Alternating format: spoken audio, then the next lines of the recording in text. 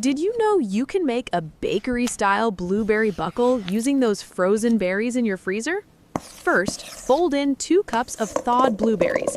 Pat them dry first to keep the batter fluffy. Spread that beautiful batter into a greased pan. It's thick, rich, and smells like vanilla heaven already. Now for the best part, the crumble. Combine sugar, flour, and a generous hit of cinnamon. Mix in melted butter until you get these perfect sandy clumps. This creates that iconic buckle texture. Sprinkle it over the top. Don't be shy. Every inch needs a bit of that cinnamon crunch. Bake at 375 until golden.